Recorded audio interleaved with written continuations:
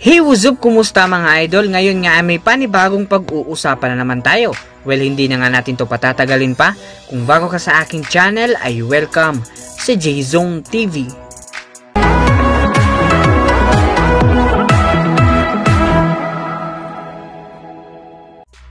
Naitabla na nga ng Los Angeles Clippers ang kanilang series kontra sa defending champion na Golden State Warriors pabalik sa kanilang home court sa Los Angeles.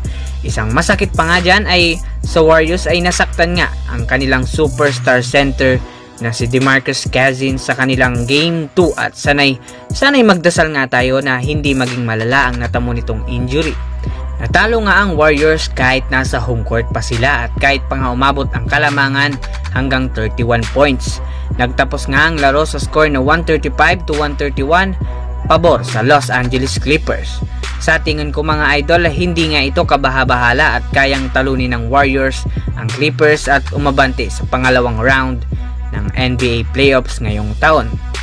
Ngayon nga ay magkakaroon tayo mga idol ng friendly discussion kung sino at anong team ang posibleng makapag-dethrone o makatalo sa defending champion na Golden State Warriors.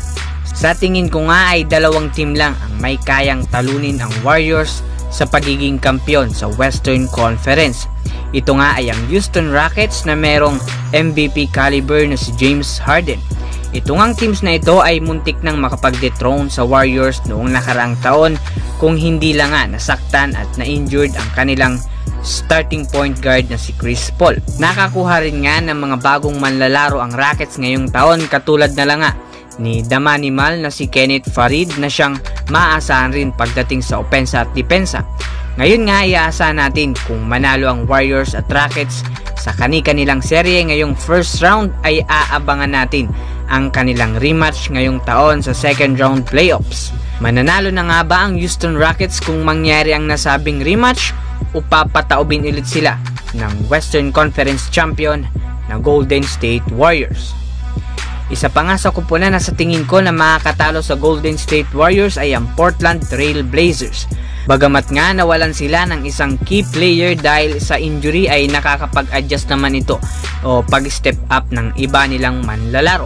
Aasahan nga natin sa ratsyada nito ang backcourt tandem na si Damian Lillard at si CJ McCollum. Tinalo rin nga ito ng Warriors noong nakarang taon ngunit siguradong iba na nga ang posibleng maging istorya ngayon. Yung mga hindi ko nga nabanggit na mga kupunan mga idol ay hindi ibig sabihin hindi nila kayang manalo kontra sa defending champion na Golden State Warriors. Sa tingin ko lang mga idol, ang mga kupunan na hindi nabanggit ay kulang pa nga sa experience maglaro sa NBA playoffs katulad na lang ng LA Clippers at Denver Nuggets. Ang ibang kupunan rin nga ay hindi maswerteng nakatapat nila ang ibang teams na kasing lakas ng Warriors at samantalang ang ibang teams naman ay namumroblema dahil sa mga players nilang nai-injured.